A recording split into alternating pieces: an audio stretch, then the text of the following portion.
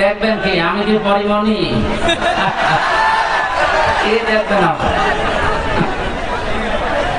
কালকে ইন্টারনেট থেকে নামিয়ে দেখে নিন বসে যেখানে আসতে হয় দাঁড়িয়ে থাকেন নাই বসে যেহেতু জায়গাটা ভেজা তো বসতে বলছি না দাঁড়িয়ে থাকেন যেখানে আসেন ওইভাবে থাকেন কি বলবো আর বলে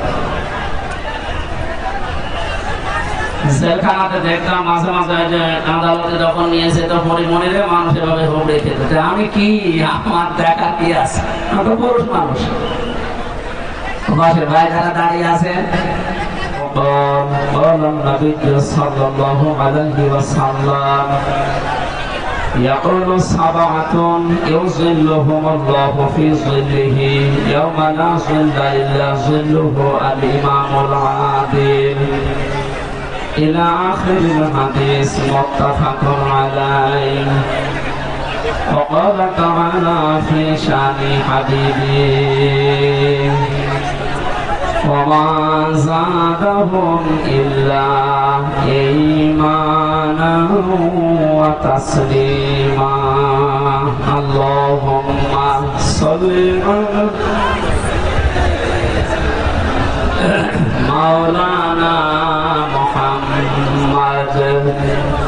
وعلى آل سيدنا مولانا আমাদের প্রভু এক নবীর উম্মত জীবন বিধানে ওই শিবানী ঘোড়া তবে কেন এখনো হে মুসলমান এক হও করে আহ্বান বাংলাদেশের ঐতিহ্যবাহী জেলা যশোর বাঘারপাড়া থানার অন্তর্গত রায়পুর এলাকাবাসী কর্তৃক আয়োজিত তাফসীরুল কোরআন মাহফিলের স্বনামধন্য সভাপতি অত্র এলাকার সর্বজন শ্রদ্ধাভাজন ব্যক্তিত্ব সাবেক প্রধান শিক্ষক রায়পুর স্কুল অ্যান্ড কলেজ মসিহুল আজম আতালাল্লাহু আমরাহু ওয়া বারাকাল্লাহু ফি হায়াতি বলেন আমিন। মাহফিলের প্রধান অতিথি শাইখুল মাশায়েখ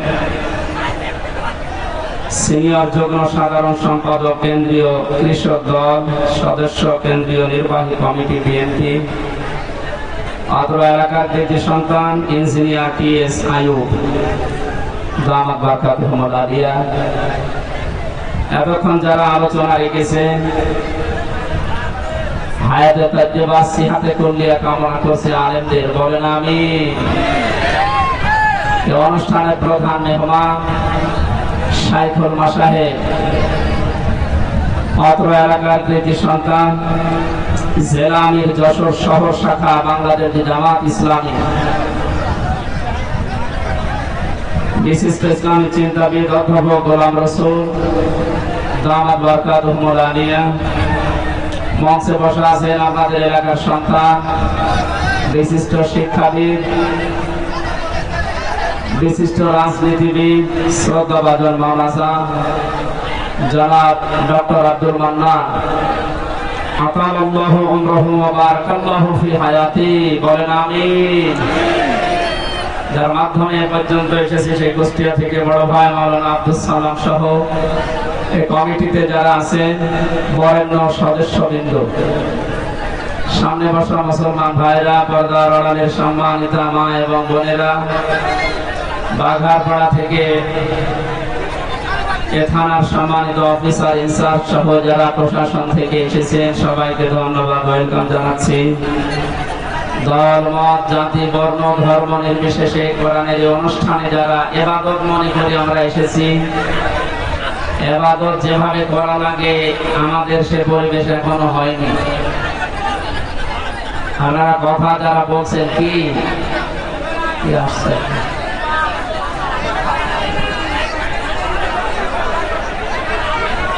কি দেখবেন কি আমি কি পরিমণি কি দেখবেন কালকে ইন্টারনেট থেকে নামিয়ে দেখে নিন, বসে যেখানে আসতে হয় দাঁড়িয়ে থাকেন, নাই বসে, যেহেতু জায়গাটা ভেজা তো বসতে বলছি না, দাঁড়িয়ে থাকে, যেখানে আছেন ওইভাবে থাকে। কি বলবো আর বলো।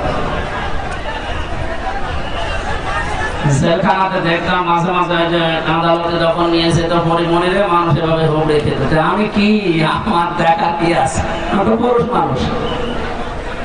বসে ভাই যারা দাঁড়িয়ে আছেন ওখানে দাঁড়িয়ে থাকেন, জায়গা পেলে বসেন, আমি বসতে বলছি না, কারণ জায়গাটা এখনো ভেজা। আমার এইটুকু আসতে কত সময় লেগেছে, আমি 2:45 এখানে এটা পৌঁছিয়েছি, খাবার খেয়ে এটুকু আসতে এই পর্যন্ত 4টা বাজে এখন। রাস্তাঘাটে আপনি চলে যেতে বলবো না, একটা পা ফেলার জায়গা নেই বাইরে। আমার মনে হয় 5 তারিখের আগে যদি আপনারা এত মানুষ আসতে, তখন 144 ধারা 45 ধারা চালু হয়ে যেত। যাক, সুযোগ আল্লাহ যখন দিয়েছেন, আমরা সুযোগকে নিয়ামতের যে শুকরিয়া আদায়ের মাধ্যমগুলো আছে কোরআনে কারিমে বর্ণিত, আমরা ওইভাবে সামনে অ্যাপ্লাই করবো ইনশাআল্লাহ। যে আল্লাহ আমাদেরকে নিয়ে এসেছেন, একটু চুপ করেন ভাই, আমি হাতে পায়ে ধরে বলছি, চুপ করেন, আর যাই করেন চুপ করেন, কথা বলবেন না। এই কি আসছে,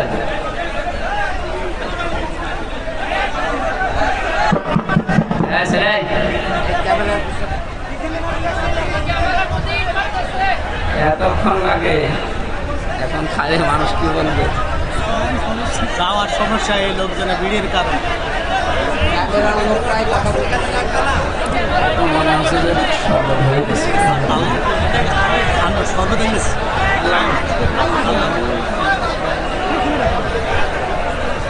এখান থেকে বসেন, যারা দাঁড়িয়ে আছে বসিয়ে দেন।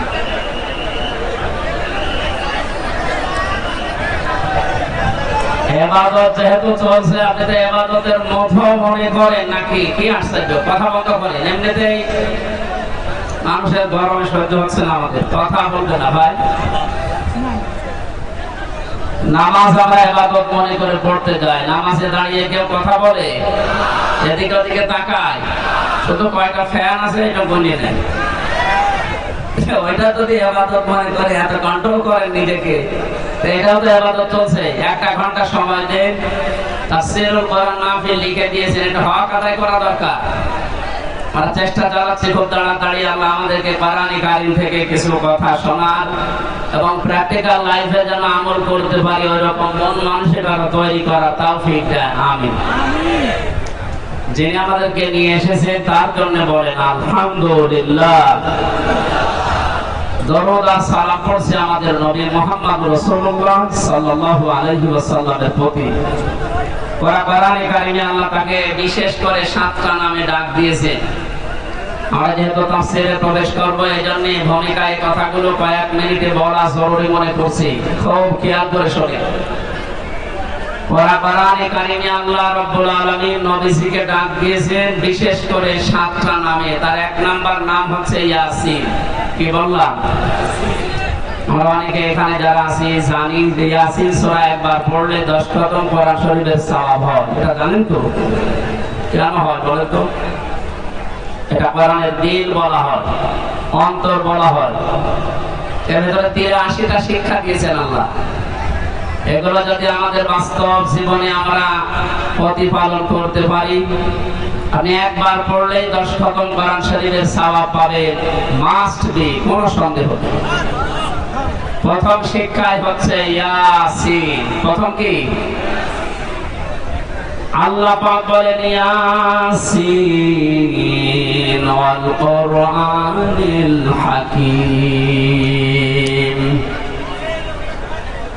তাফসীরে কাবীর আল্লামা ফখরুদ্দীন রাজি রাহমাতুল্লাহ আলাইহি ইয়াসিন এই 2টা শব্দের অর্থ দিয়েছেন 5টা। ইয়া মানে হে, এটা হরফে নিদান, সিন মানে সাজ্জেদ, সাজ্জেদ শব্দের অর্থ তিনি বলেন 5টি। 1 নম্বরে সাজ্জেদুল আলামিন, 2 নম্বরে সাজ্জেদুল বাশার, 3 নম্বর সাজ্জেদুল কাউনাইন, 4 নম্বর সাজ্জেদুল আম্বিয়া, 5 নম্বর সাজ্জেদুল মুরসালিন। যশোরবাসী যেহেতু প্রচন্ড গরম এবং সময় কম, খুব তাড়াতাড়ি শিক্ষাগুলো বের করার চেষ্টা চালাচ্ছি। এক নম্বরে যে অর্থ তিনি বের করে আমাদেরকে শুনিয়েছেন সাইয়্যিদুল আলামিন, শুধু আলম না, যত জগৎ আল্লাহ বানিয়েছেন, যেখানে আপনি বসবাস করেন সেখানে বিশ্ব নবী বাদ দিয়ে অন্য কাউকে আদর্শ মানা যাবে না। ইয়াসিন হে নেতা, এই শব্দটা আল্লাহর মুখ থেকে আল্লাহ নিজে বের করেছেন।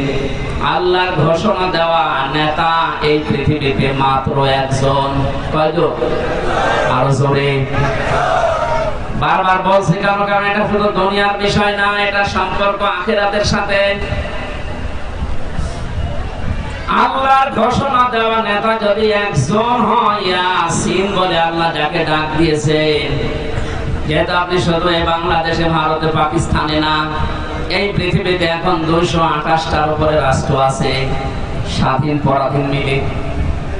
যেখানেই বাস করেন সেখানে আপনাকে মুহাম্মদ রাসূলুল্লাহকে নেতা মানা লাগবে। এমনকি আপনি যদি বলেন না এই জগতে আমি নেই, আমি আছি মঙ্গল গ্রহে, চাঁদের দেশে, যেখানেই থাকবেন ওখানে আপনার আদর্শ হওয়া লাগবে মুহাম্মদুর রাসূলুল্লাহ। এই শব্দটার পক্ষে আল্লাহ নিজে দলিল দিয়েছেন, ইয়াতানাজ্জালুল আমরু বাইনাহুন্না ইলা আখির আয়াত। সূরা তালাকের ভেতরে আল্লাহ জানিয়েছেন প্রতিটি জগতে আমি আল্লাহর বিধিবিধান নাজিল হচ্ছে ওই সৃষ্টি দেখে দেখে। যেখানে আল্লাহর যে সৃষ্টি আছে ওখানে আল্লাহ ওই রকম বিধান নাজিল করছে। আপনি যদি মঙ্গল গ্রহে বাস করেন ওখানে আপনার জন্য হয়তো আলাদা বিধান আল্লাহ নাজিল করেছে ওখানে যারা আছে, কিন্তু নেতা আদর্শ মানা লাগবে মুহাম্মদ রাসূলুল্লাহকে। এই শব্দের সাথে দ্বিমত আছে কারো? বলেন কেন বারবার বলছি বলেন তো? এটা যদি শুধু দুনিয়ার সাথে সম্পর্কিত হতো, কসম আল্লাহ আর আমি এই ময়দানে বলতাম না। এটা সম্পর্ক আখিরাতের সাথে, কারণ মরণের পরে আল্লাহ যখন বিচার ব্যবস্থা কায়েম করবেন, তার বিচারের ধাপগুলো হবে 3টা। তাফসীরে মুনির মুফাসসির লিখেছেন, 1 নম্বরে মানুষকে আল্লাহ ডাক দেবে বিচারের ময়দানে একা একা। এখান থেকে একটা শিক্ষা পাওয়া যায়, এ বাংলাদেশে প্রায় 48,000-এর উপরে এখন দরবার আছে সরকারি জরিপে। কত?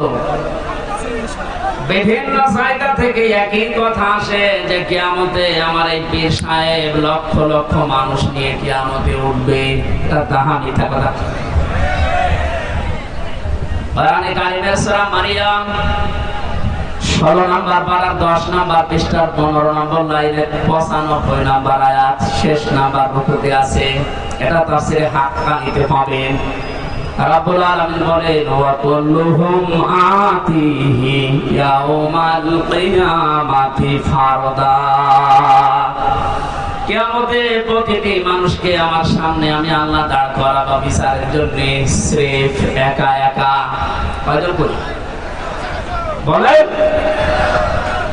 তাহলে এই কথার এগেইনস্টে যে কথাগুলো চলছে ভারত, পাকিস্তান আর বাংলাদেশে, এটা যে পুরা ধোঁকাবাজি, মিথ্যা, কারো উপরে ভরসা করা যাবে না। আপনাকে উঠতে হবে কিয়ামতে স্রেফ একা একা, কেউ থাকবে না।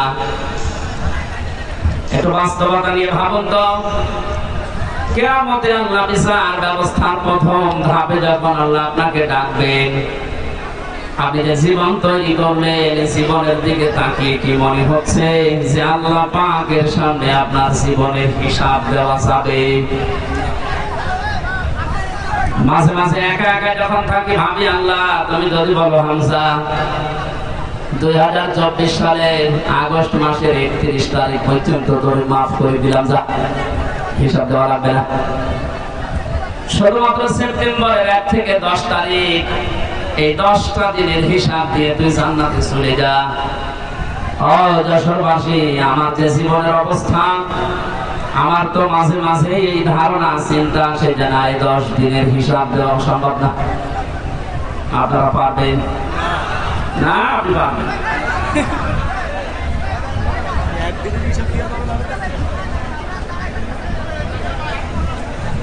কিয়ামতের দ্বিতীয় ধাপ সেটা শুরু হবে, এবার আল্লাহর একা ডাকবে না। কোরআন কারীম জানিয়েছে ইয়াউমা নাদউ কুল্লা উনাসিন বিইমামিহিম। সূরা বানী ইসরাঈলের ৭২ নম্বর আয়াতের প্রথম অংশে আছে আল্লাহ পাক বলেন কিয়ামতের দ্বিতীয় ধাপে বিচারের জন্য প্রতিটি মানুষকে আমি আল্লাহ ডাক দেব তার নেতার সাথে। এতক্ষণ পর্যন্ত ৪-৫ মিনিট আপনাদেরকে আমি উল্টাপাল্টা বলছি না, এই কারণে কিয়ামতে কিন্তু আপনি এবার দ্বিতীয় ধাপে আল্লাহর কাছে একা উঠতে পারবেন না, নেতা সহ উঠতে হবে। আগে আপনার নেতা, এরপরে কর্মী। যশোরবাসী, পাশের জেলায় তো আমার বাড়ি, আপনাদেরকে খুব ভালোবাসি। আমি কোরআনের চোখ লাগিয়ে দেখতে পাচ্ছি যে আমাদের জীবন ভুল পথে আছে। যেহেতু আল্লাহ নিজে জানিয়েছেন কিয়ামতে আপনাকে আপনার নেতার সাথে ডাকবে, আগে নেতা এরপরে আপনি। এবার নিজে ভেবে বলেন তো যে নেতার আদর্শ আপনি মানেন, যার পেছনে স্লোগান দেন, যাকে ভোট দেন, যার আদর্শ মেনে আপনি খুশি, সেই লোকটা যদি আপনার সামনে কিয়ামতে থাকে, আপনি তার পেছনে বলেন ওর যা চরিত্র, ওর যা আদর্শ, ওর যা চেহারা সুরাত, ওকে দেখে আল্লাহ মাফ করবে বলে মনে হয়? দেখলেন? এখন বলছে না, তো ধরা খাবে।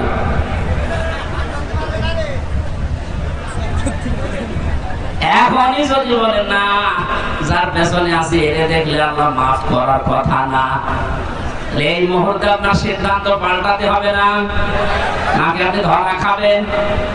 ধরা খেতে চান? এই জন্য আমি আহ্বান জানাচ্ছি যাদের নেতা ঠিক নেই, এখন যদি বলেন নবীজি তো নেই, আমি মানবো কাকে? কোরআন কারীম জানিয়েছে ইয়া আইয়ুহাল্লাযীনা আমানু আতিউল্লাহা ওয়া আতিউর রাসূলা ওয়া উলিল আমরি মিনকুম ইলা আখির আয়াত। সূরা নিসা ৫ নম্বর ৬ নম্বর পৃষ্ঠা ১০ নম্বর লাইনে ৫৯ নম্বর আয়াতে এটা প্রথম অংশে আছে। এটা তাফসীরে ফি জিলালিল কোরআন পাবেন। সাইয়্যিদ কুতুব লিখেছেন আল্লাহ ডাক দিয়েছেন ইমানদারেরা আমাকে মেনে নাও, আমার আনুগত্য করো, আমার রাসূলের আনুগত্য করো। আর তোমাদের ভেতরে যারা উলিল আমর আছে, নেতা আছে, গরম লাগতেছে সভাপতি, ঠিক আছে আপনারা তুলে নিয়ে যান পাশে পাশে।